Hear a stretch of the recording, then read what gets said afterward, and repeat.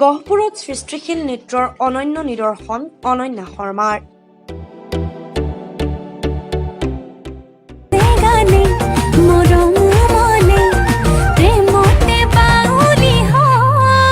প্ৰতিভাই নামানে বাধা,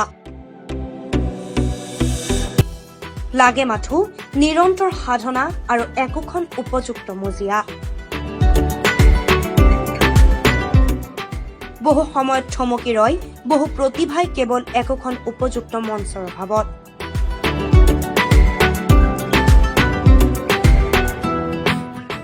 তেনেকৈ বহু প্ৰতিভা সম্পন্ন লোকে সপোনক সাৱটি অপেক্ষাৰে ৰৈ থাকে দিনৰ পিছত দিন। তেনে এগৰাকী প্ৰতিভা সম্পন্ন নৃত্যশিল্পী হৈছে বিশ্বনাথ জিলাৰ গহপুৰ নগৰস্থিত হাজৰিকা চুকৰ সুবন শৰ্মা আৰু মালবিকা শৰ্মাৰ কন্যা অনন্যা শৰ্মা।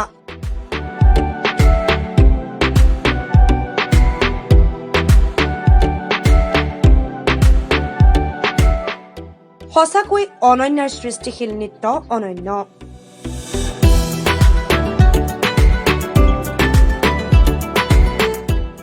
বহু ঘাত প্ৰতিঘাত আৰু জীৱনৰ আৰ্থিক প্ৰত্যাহ্বানকো নেওচি তাই বাছি লৈছে জীৱনৰ অন্যতম সংগী হিচাপে সৃষ্টিশীল নৃত্য।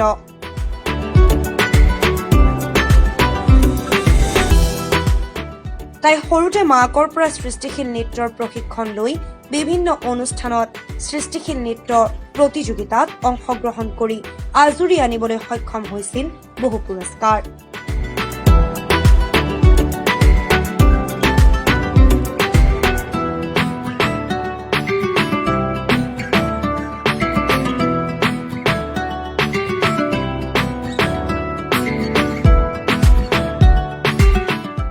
পঢ়াৰ সমান্তৰালভাৱে অব্যাহত ৰাখি আহিছে সৃষ্টিশীল নৃত্যৰ চৰ্চা।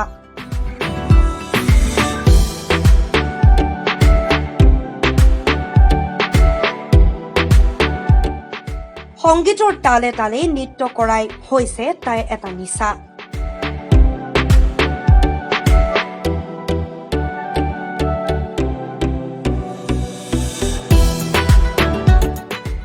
আনটো জীৱন।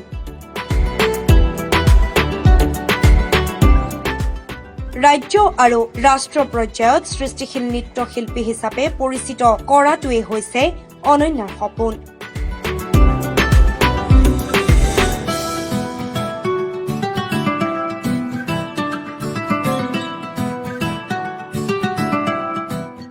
কিন্তু কোনে পূৰ কৰিব অনন্যাৰ এই অনন্য সপোন? মই মোৰ নৃত্য প্ৰশিক্ষণ মোৰ গুৰু মোৰ মা তেওঁৱে মোক সৰুৰ পৰা নৃত্য শিকাইছিলে আৰু মই 4 বছৰ 5 বছৰ বয়সৰ পৰাই নৃত্য আৰম্ভণি কৰিছোঁ। মই বিভিন্ন অনুষ্ঠানত তেনেকৈ নৃত্য কৰিবলৈ গৈছোঁ আৰু স্কুল কলেজত যিমান দিন ধৰি পঢ়িলোঁ নৃত্য মই কৰি আহিছোঁ আৰু সেইমতে বহুতখিনি আগবাঢ়িছোঁ আৰু তেনেকৈ বঁটাও পাইছোঁ। মই যথেষ্টখিনি বাধাৰ সন্মুখীন হ'বলগীয়া হৈছে। পঢ়াৰ লগতে মই নৃত্যটো আগুৱাই লৈ গৈছোঁ, কিন্তু কেতিয়াবা সেইখিনি সা সুবিধা নোপোৱাৰ কাৰণে মই এতিয়াও হয়তো পিছ পৰি আছোঁ। মই মোৰ নৃত্য আগবঢ়াই নিয়াত মোৰ যথেষ্টখিনি মায়ে সহায় কৰিছে। অতন্ত যিমান পাৰোঁ কৰিছোঁ, হয়তো ইমান জনপ্ৰিয় হ'বলৈ বিচাৰিছোঁ যদিও পৰা নাই, সেইখিনি সুবিধা পোৱা নাই কাৰণে পিছ পৰি আছোঁ। নৃত্য মোৰ একদম সপোন বুলিয়ে ক'ব পাৰি। মই বহুত আশা নৃত্যৰ ওপৰত, যিহেতু মই সৰুৰ পৰা শিকি আহিছোঁ, মায়ে মোক শিকাইছে, বহুত আশা আৰু মই এগৰাকী ভাল বিখ্যাত নৃত্যশিল্পী হোৱাৰ বহুত আশা কৰিছোঁ। মই প্ৰস্তুতি চলাইছোঁ, তেনেকৈ মই নচা মেলাবোৰ কৰি গৈ আছোঁ। তেনেকৈ যিমানখিনি ভিডিঅ' হয় ভিডিঅ' বনাইছোঁ, তেনেকৈ সেইবিলাক শ্বেয়াৰ টেয়াৰ কৰিছোঁ। কিমানখিনি আগবাঢ়িব পাৰোঁ নাজানো, তথাপিও চেষ্টাটো এৰি দিয়া নাই। মই বহুত দিনৰ পৰা দেখি আহিছোঁ। মোৰ 2005 চনত বিয়া হৈছিলে। তাৰপিছৰ পৰাই মই দেখি আহিছোঁ তেখেতে বহুত কষ্টৰে তাৰমানে নৃত্য প্ৰদৰ্শন কৰি পেলাই ঘৰখন চলাবলগীয়া হৈছে। তাৰপিছত তেওঁ কোনো ইমান সফলতা হোৱা নাই তেওঁ হেৰি কৰি পেলাই। তেওঁ যদি আৰু অকণমান যদি তেওঁ মই অনুৰোধ কৰিছোঁ তেখেতক যদি অকণমান আগবঢ়াই নিব পাৰে, তেতিয়া তেখেতে মঞ্চ জগতত অলপ সফলতা লাভ কৰিব পাৰিব।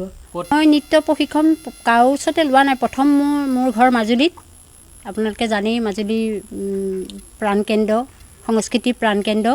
সেই মাজুলীতে মোক এজন ছাৰে দ্বিতীয় শ্ৰেণীমানতে মোক এটা সংস্কৃত দশৱতাৰ শিকাইছিলে আৰু তাৰপিছত মোক বাইদেউ এটা অসমীয়া দশৱতাৰ শিকাইছিলে। এতিয়ালৈকে মোক নাচ কোনো শিকোৱা নাই, মোৰ কোনো গুৰু নাই। মই নাচৰ প্ৰতি লক্ষ্য ৰাখি, শব্দৰ প্ৰতি লক্ষ্য ৰাখি মই নৃত্যবোৰ বনাই যাওঁ, কৰিছোঁ। মই গহপুৰত বহুত জেগাতে মানে মই বিচাৰকৰ আসন গ্ৰহণ কৰিছোঁ। মই নৃত্য শিকাইছোঁ, এতিয়ালৈকে প্ৰায় 500-700মান কেণ্ডিডেটক শিকাইছোঁ। নাৰায়ণপুৰৰ পৰা মই বুৰৈটোলৈকে শিকাইছোঁ, নাচ শিকাইছোঁ মই। মোৰ কেণ্ডিডেট এতিয়া প্ৰায় 700মান আছে। মই 5 বছৰমানৰ পৰা নৃত্য মই নিজে নাচিছোঁ।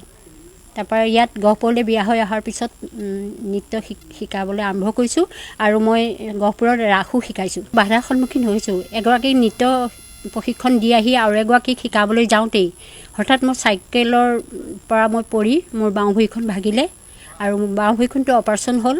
আৰু তেতিয়াই মই ডক্টৰজনক সুধিছিলোঁ, ডাক্তৰ মই বাৰু আকৌ নচুৱাব পাৰিমনে?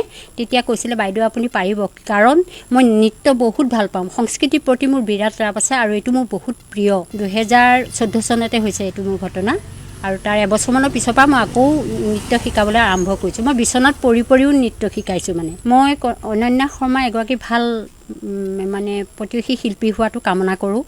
সেইকণ মই সুবিধা আজিলৈকে পোৱা নাই। মই ঘৰতে তাইক যি পাৰোঁ তেনেকৈ শিকাইছোঁ আৰু তেনেকেই তাই নাচিছে। বিভিন্ন জেগাত তাই নৃত্য প্ৰদৰ্শনো কৰিছে।